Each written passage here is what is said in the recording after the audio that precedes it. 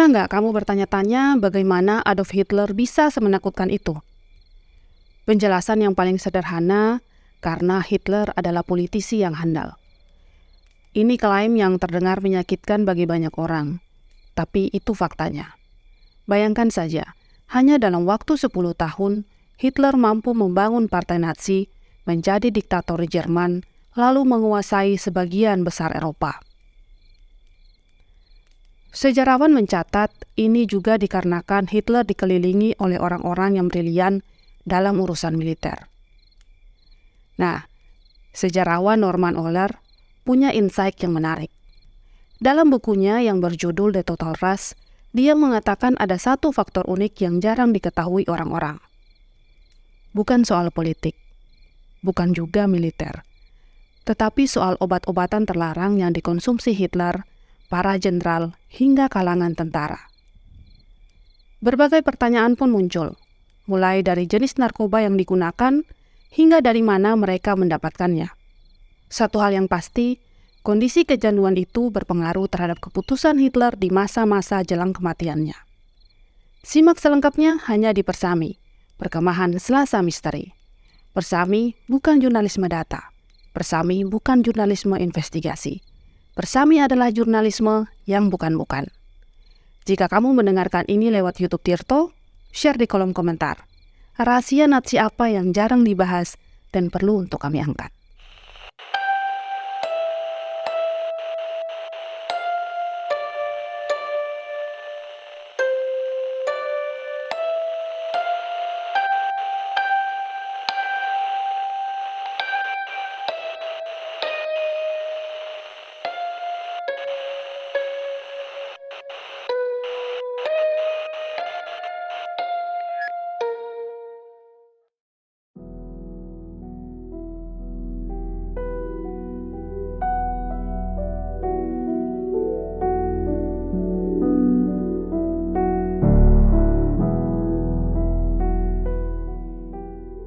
Norman Ohler pertama kali tertarik dengan isu ini ketika temannya bercerita tentang penggunaan narkoba di kalangan petinggi Nazi. Awalnya dia akan menuliskannya sebagai cerita fiksi.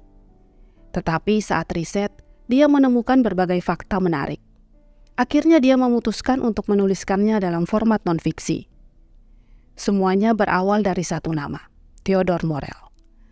Morell adalah dokter pribadi Hitler. Dia meninggalkan banyak sekali catatan terkait apa yang dikonsumsi Hitler, dan ini menjadi basis buku Norman. Awalnya Morell mengobati fotografer Hitler, yang bernama Heinrich Hoffmann. Lalu pada suatu hari di tahun 1936, Morell dipanggil untuk mengobati Hitler. Kala itu Hitler menderita sakit perut. Setelah diperiksa, ia ternyata mengalami masalah di bagian usus. Morell kemudian memberikan obat bakterial, dan Hitler sembuh. Sejak saat itu, hubungan mereka semakin dekat, dan akhirnya Morell resmi diangkat sebagai dokter pribadi Hitler. Tentu saja hal ini bukan tugas yang mudah.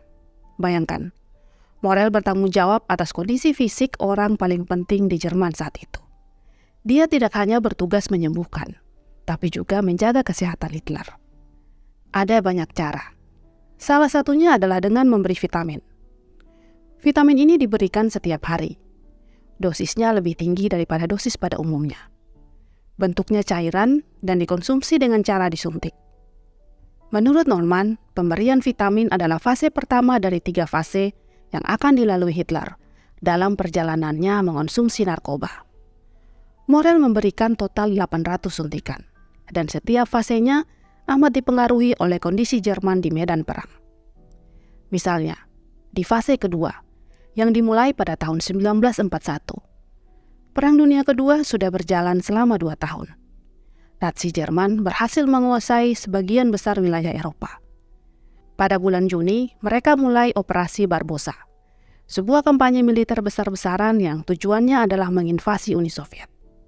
Awalnya Jerman bisa mencaplok kota-kota penting. Posisi mereka bahkan tinggal beberapa kilometer dari ibu kota Moskow. Sayangnya, musim dingin datang, dan tentara Soviet mampu memukul mundur mereka.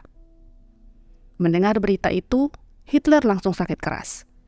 Untuk pertama kalinya, dia tidak bisa menghadiri rapat rutin. Apa yang dilakukan Morel?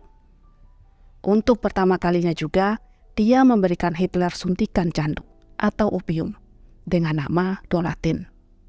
Hitler yang tadinya demam tinggi langsung sembuh. Tak hanya itu, dia juga langsung bisa menghadiri rapat.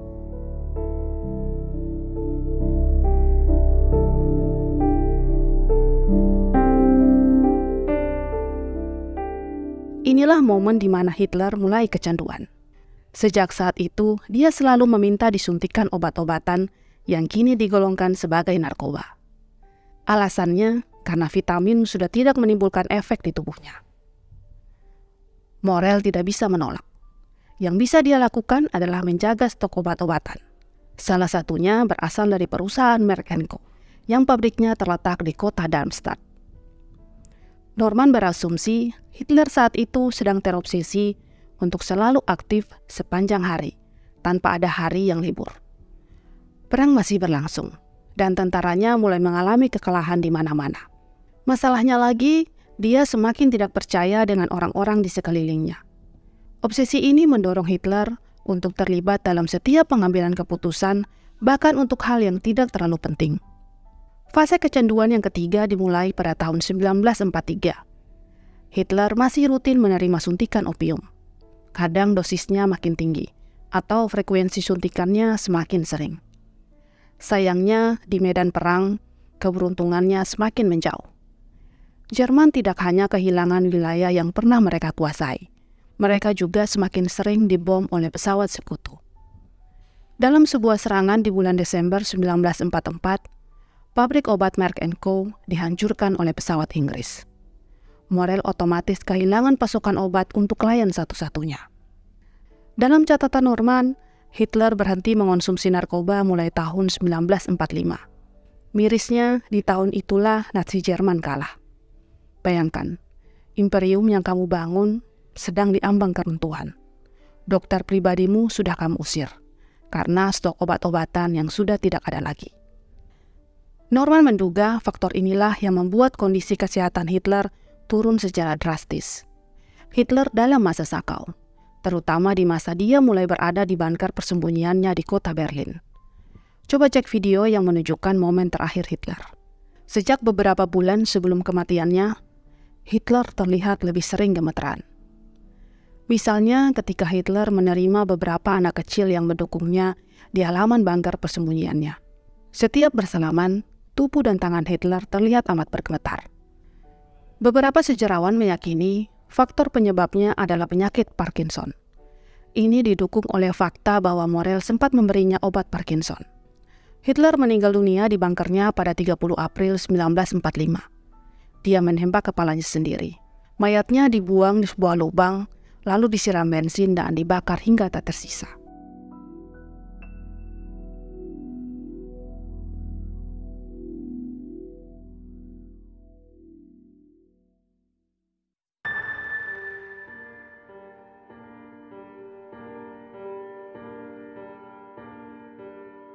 Sepanjang hidup, Hitler mengonsumsi beberapa jenis narkoba, seperti amfetamin, barbituran, opium, dan kokain. Tetapi sekali lagi, tidak hanya Hitler yang mengonsumsi narkoba. Orang-orang elit di sekitarnya juga mengonsumsi narkoba. Jenisnya bermacam-macam. Ada yang mengonsumsi sabu hingga morfin. Lalu bagaimana dengan tentara Nazi? Banyak dari mereka yang tergantung pada obat-obatan, terutama untuk mereka yang ditugaskan di medan perang dan mereka yang sedang dalam misi untuk menginvasi negara lain. Kembali ke catatan Norman.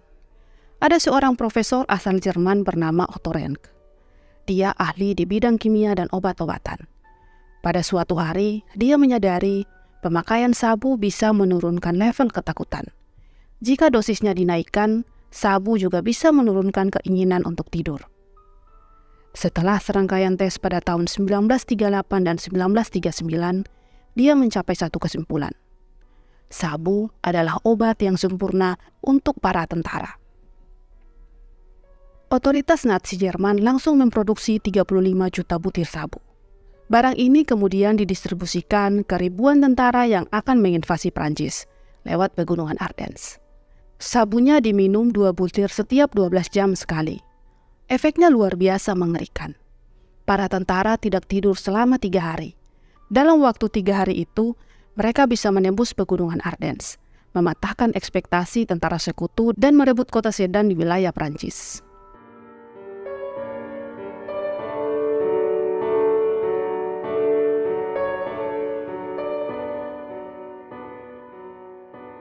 Jadi demikian cerita tentang candu narkoba yang membangkitkan dan meruntuhkan rezim Nazi Jerman. Sebagai penutup, aku akan mengutip sebuah nasihat dari Norman Ohler. Ada satu jenis narkoba yang tidak memiliki bentuk fisik, tapi tak kalah lebih berbahaya.